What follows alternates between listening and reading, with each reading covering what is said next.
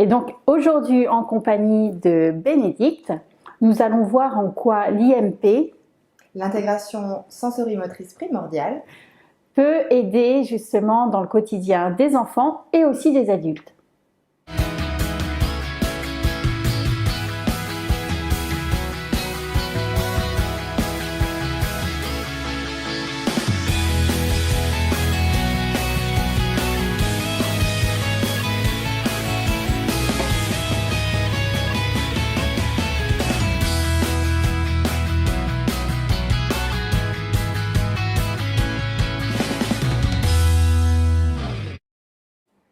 Bénédicte, est-ce que tu peux nous dire justement ce que c'est l'IMP?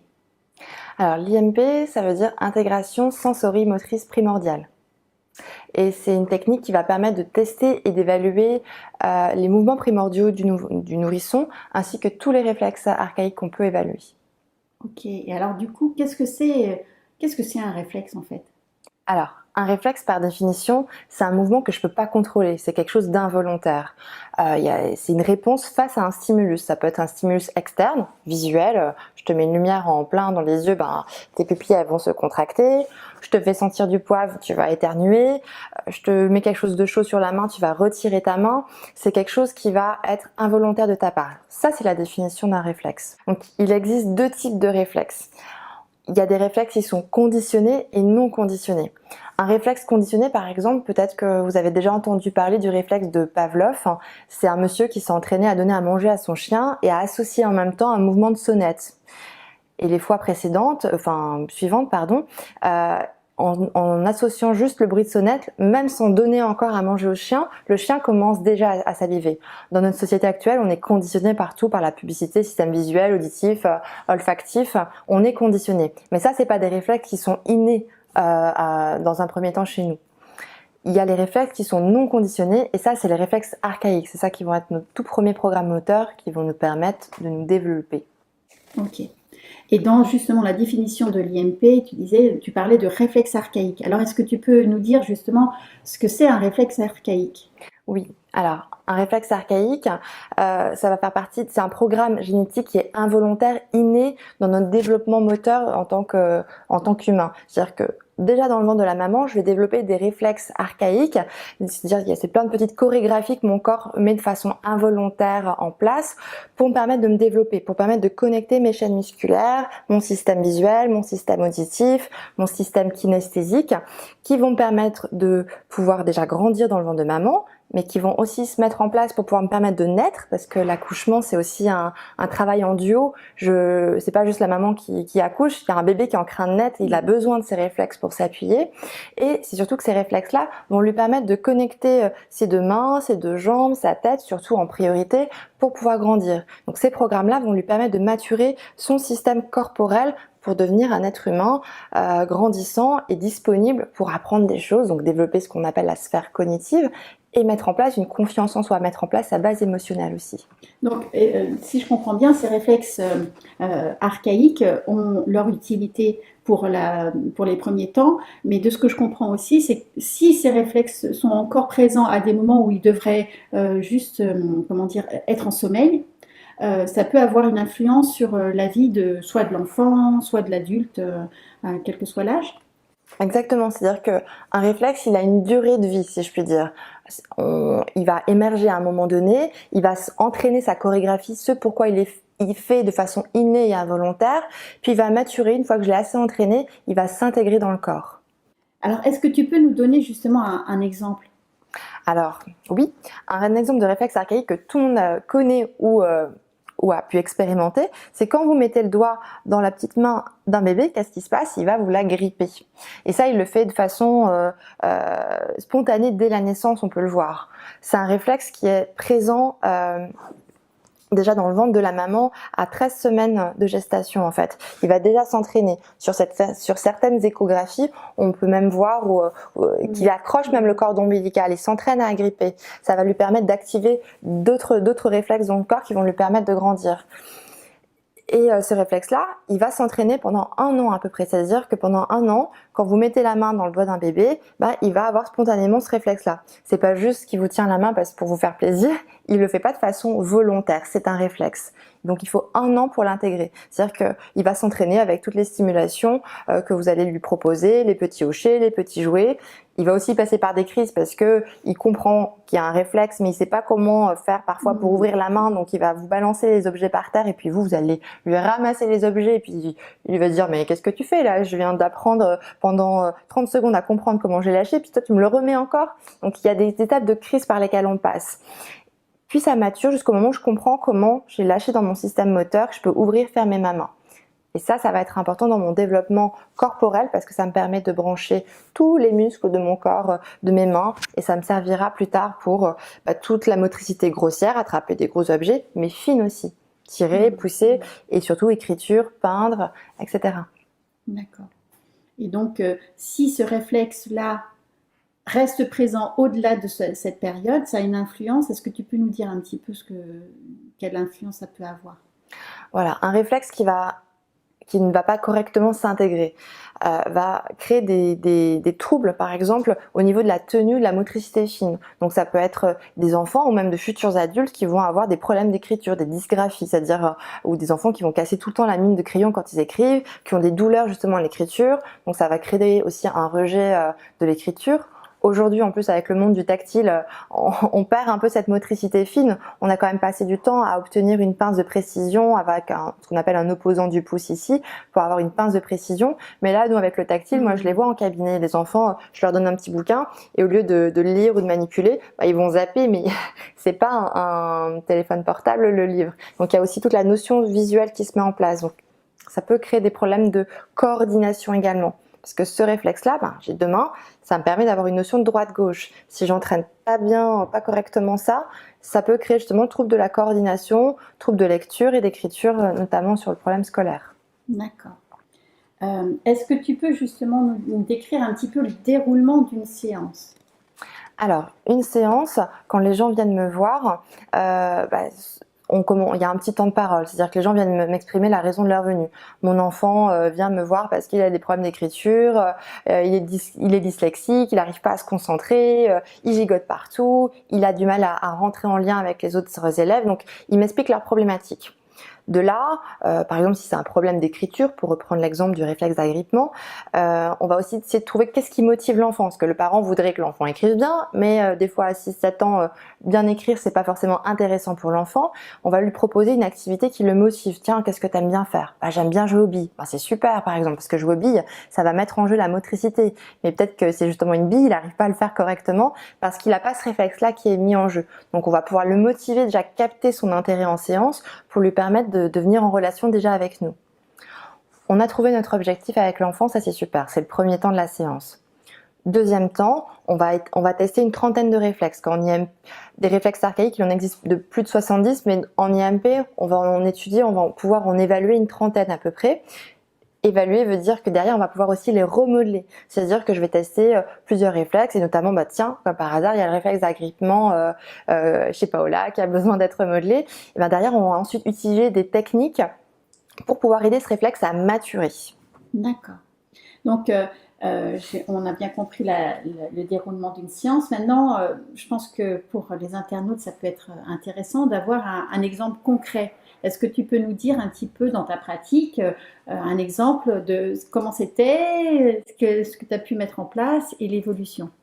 Donc, par exemple, avec un réflexe d'agrippement qui n'est pas bien intégré chez un enfant de 7-8 ans, je vais remarquer qu'il y a une mauvaise prise au niveau de la main des objets. Que ce soit même de tenir une fourchette, je sais pas si vous avez déjà remarqué, il va la tenir de façon incohérente, ou il y aura un positionnement de tête qui va pas se mettre de façon juste. Il y aura aussi un autre réflexe qui n'est pas bien intégré, mais la prise ne sera pas correcte au niveau du stylo. Donc la maîtresse, moi quand j'étais petite, elle nous mettait un cale-doigt pour qu'on mémorise le geste, parce que la prise, elle n'est pas assez précise. Donc on va avoir une mauvaise tenue. Sur les lignes aussi, on va remarquer que l'écriture est rarement très droite, elle va partir en biais, ça va être la ligne du dessus. Donc on voit bien l'interaction que ce réflexe a aussi avec le système visuel. Donc ça va être ça que je vais remarquer en séance. Il va y aussi avoir des inversions, même dans l'orthographe. Après, on ne demande pas un orthographe parfait chez un jeune enfant, mais qui va inverser les lettres, ou il va y avoir un problème d'orthographe. Ça aussi, on va remarquer après avoir fait une session d'exercice que je vais faire en séance avec l'enfant et que je vais aussi lui proposer à la maison. C'est-à-dire qu'en fin de séance, je vais lui montrer des exercices soit qu'on a vus ensemble ou soit des nouveaux qui vont être à pratiquer à la maison, allez, 5 minutes par jour pendant au moins 1 mois à 6 semaines. Donc pour ça, je lui donne un petit support de jeu, un petit support papier, je veux dire, sur lequel il va pouvoir noter un petit peu ce qu'il a fait chaque jour et chaque semaine refaire un petit point de ce qu'il a ressenti dans son corps, dans sa façon d'appréhender l'école, dans sa façon d'appréhender ses émotions. C'est le parent en tout cas qui va noter un peu les observations extérieures pour me faire un retour à la séance suivante en 1 mois à 6 semaines plus tard.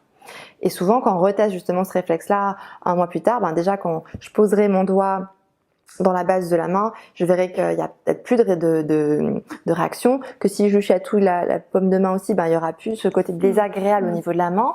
Et puis il y a un test moteur aussi, où je verrai qu'en tractant sur ses mains, il y a une bonne tonicité autant à droite qu'à gauche. Parce que souvent c'est vraiment pas mature d'un côté, mais l'autre l'est. Donc pour autant, voilà, le but c'est de recréer une meilleure synergie, une meilleure coordination droite-gauche chez l'apprenant. D'accord. Et donc, du coup, une fois que le réflexe il est intégré, mature, etc., c'est bon pour la vie. Ah, ça, ce serait trop beau. Non, un réflexe, ça veut pas, il doit pas disparaître pour la vie. Il est essentiel même dans le présent. C'est-à-dire que ce réflexe-là d'agrippement, en théorie, comme je l'ai dit, il devrait ne plus être là après 1 an. Donc, il devrait être mature, intégré. Donc, admettons que j'ai eu une enfance heureuse avec des parents qui s'occupent de moi, qui me stimulent de façon à me permettre de bien intégrer mes réflexes. Ça veut pas dire que le réflexe, il a disparu. Il est là. Il est enregistré dans une base du cerveau qu'on appelle le tronc cérébral et qui va me permettre, par exemple, quand tu es dans le métro et que d'un coup ça freine, tu es bien contente que ton réflexe d'agrippement il réémerge pour te retenir. Mais après le réflexe il se rerange. Si je le reteste 2 minutes après, il va pas être activé. Mais dans le quotidien, rien ne dit qu'à 6-7 ans, j'ai pas fait une belle chute de vélo qui a bien stressé la zone sensorielle de mon réflexe et réactivé ce réflexe-là. Donc j'ai un petit parasitage au quotidien qui peut me poser problème. Mais je peux être aussi un adulte bien portant qui passe 7 à 8 heures minimum par jour devant un ordinateur, ça arrive pas beaucoup de nos jours, et à cliquer sur la souris toute la journée ou à manipuler des choses qui vont aussi réactiver un réflexe. Donc même en tant qu'adulte, je peux être touchée par un réflexe, parasité par un réflexe qui va peut-être me créer des tensions déjà dans ma main parce que le réflexe réémerge de trop, mais remonter au niveau de mon coude ou de mon épaule, créer des tendinites, voire même de mes mâchoires. On le voit les adultes qui se serrent les dents, on est un peu sur les dents d'ailleurs, où on va grincer des dents. Donc ça va se mettre dans plein de domaines un réflexe. D'accord. Est-ce que tu peux nous donner, Bénédicte, des exemples de mouvements que tu proposes aux enfants? Alors, en séance, en cabinet, mais aussi à la maison, on va proposer à la personne, à l'apprenant auquel on est en train de remodeler les réflexes, des exercices. Il y a plusieurs catégories d'exercices, qu'il n'y en a pas un seul qui est bon juste pour tel réflexe. Ce serait trop bien d'avoir une recette type, mais en attendant, il y en a plein d'intéressants. On a des mouvements rythmés, c'est-à-dire des bercements qui vont se faire soit à 2 ou soit de façon autonome, de façon à remettre du rythme. Le bébé, c'est ce qu'il fait quand il est petit. Il se berce, il se balance dans différents sens parce que ça lui permet d'une part de travailler l'oreille interne, mais aussi de stimuler tout ce qui est corporel pour que le système tactile soit moins réflexe. Les enfants chatouilleux d'ailleurs, c'est des résidus de réflexes. Aux chatouilles, ce sont des réflexes archaïques qui sont encore là et qui peuvent vous parasiter ça. Les enfants qui adorent se faire chatouiller, souvent, il y a des petites, c'est pas pour rien, c'est bien de jouer avec ça pour leur permettre d'intégrer. Donc, ne lésinez pas sur les chatouilles. Donc, des bercements rythmés. On a aussi ce qu'on appelle des séquences rythmées, que les sportifs, de plus en plus, aux États-Unis, il y a un programme qui s'est beaucoup inspiré du développement moteur des enfants et qui reprend des mouvements de base du nourrisson dans des intégrations sportives. On va faire du 4 pattes, on va aussi s'activer debout pour passer sur différents stades moteurs. On va aussi utiliser beaucoup de jeux de sacs de grains, c'est-à-dire que la notion du rythme pour passer d'un côté à l'autre en chantant, en berçant, avec l'oreille, avec le système visuel pour que le réflexe aussi mature. Et on aura d'autres mouvements qu'on va proposer, qu'on propose dans un manuel aussi de cours qui est téléchargeable gratuitement sur le site desreflexes.org, de façon à ce que les parents retrouvent ça aussi à la maison plus facilement, qu'il y ait un support pédagogique pour eux à la maison. En cabinet, ce qu'on ne donne pas à faire à la maison, on va utiliser des techniques qui sont vraiment très spécifiques par contre à chaque réflexe. C'est-à-dire qu'on va utiliser des techniques sensorimotrices. C'est-à-dire que par exemple pour un réflexe d'agrippement, on va venir stimuler de façon tactile la zone où devrait se ranger, je dirais corporellement, le réflexe.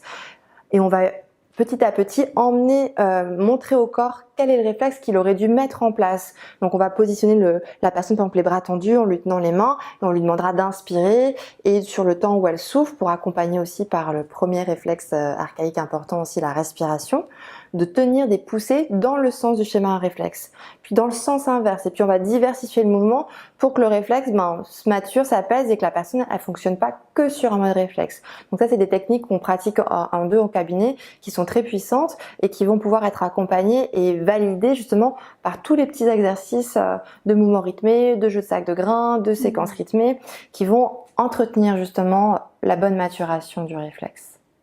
Donc globalement, en fait, les parents ils viennent te voir essentiellement pour des troubles 10, tout ce que tu veux, la difficulté avec l'écriture Oui. ou des difficultés avec le comportement, soit parce que la gestion des émotions est difficile, soit l'interaction avec l'autre est délicate, soit des problèmes dans ce que tu me dis, des problèmes aussi de posture comme des scolioses ou Exactement. comme des tendinites comme tu viens de le souligner ou des choses un peu voilà, au niveau corporel. C'est bien cela? C'est ça. Ok. Donc toi, on peut te retrouver sur Massy. Oui. Tu es aussi ostéopathe, donc tu combines les deux et ça permet de faire une complémentarité à travers ces deux approches-là. Sinon, je mettrai en lien des sites où on peut trouver des thérapeutes en France, ainsi que de la documentation. J'espère que cette vidéo vous a plu, que vous avez pu piocher à travers les exemples décrits par Bénédicte, savoir les éléments qui peuvent vous donner une indication si vous avez besoin d'aller voir un thérapeute en IMP, en réflexe archaïque. Et écoutez, je vous dis à très bientôt pour d'autres vidéos, d'autres interviews sur le thème de la parentalité. Et d'ici là, je vous souhaite le meilleur, ceux du fond du cœur. À bientôt. À bientôt.